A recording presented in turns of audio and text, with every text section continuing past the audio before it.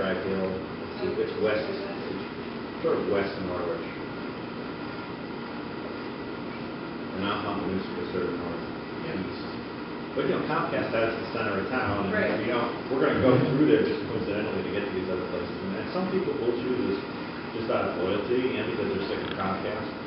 But you know, I mean, there's no. I don't think we're going to get 7 customers per mile in Comcast here. But the investment, you know, the investment tool is getting folks who are just civic-minded to invest, whether they're on the connection route or not. We got a few of those. It depends on how you market it, sort of up front. In Norwich, I made the mistake, I think, of making it more of a contingent thing, like if you want to get service, then do the investment. Berkshire did it more as a community service kind of thing, and they got less contingent. But we're still fiddling with what the right ratio of that is. So have you got any banks that invest? Banks are interested in this. I mean, at some point, I think we have a year or two of financials, probably after next year's financials, we're projecting to get the positive EBITDA, so earnings before interest, taxes, depreciation, amortization, simply revenues less expenses. We should break even next year in one of the quarters or months.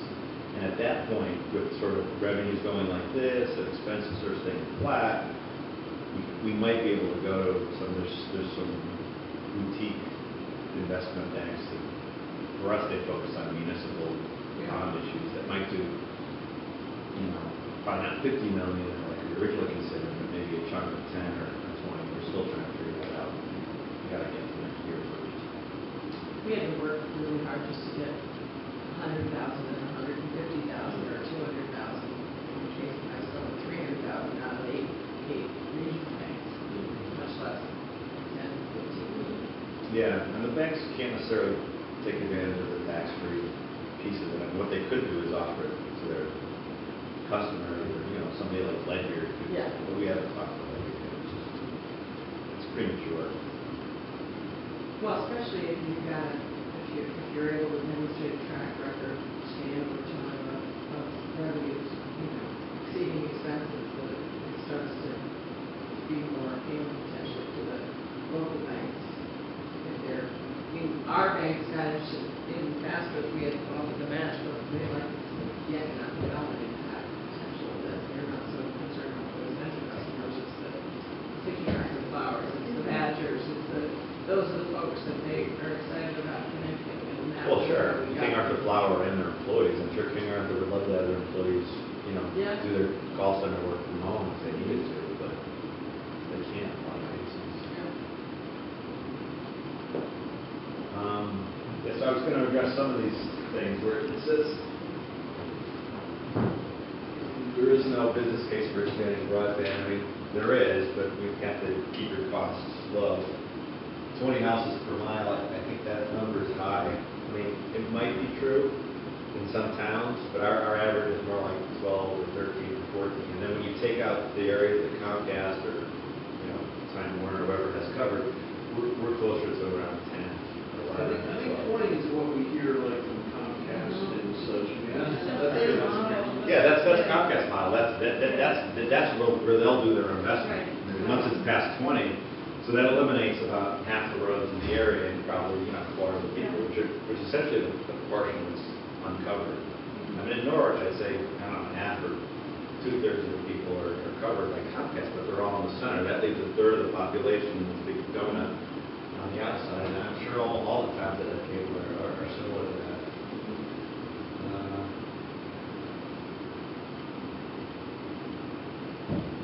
Yeah, the other question that I have for New Hampshire would be, are the pole attachment laws as good as they are in Vermont? They're pretty clear in Vermont. No. And so that was important to have a drop dead date where you submit your application and in 6 months it has to be done, or you go to the Public Service Board or PUC and start complaining. But that would be, you know, if I were at Fairpoint, that would be the way that I would try to delay each project. We haven't seen that problem, and maybe it was Fairpoint. I think Fairpoint in Vermont is more concerned about the regulatory arm of the law in Vermont than the folks in New Hampshire are of the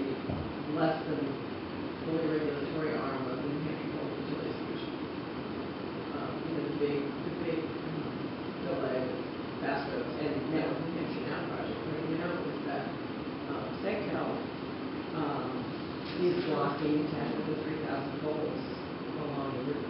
And how can they do that? They're refusing to do make ready, and Fairpoint isn't willing to call them on it because they don't want to sue. And the PUC had a docket open last summer, but PUC is just not up to the standard of the Vermont Public Utilities Commission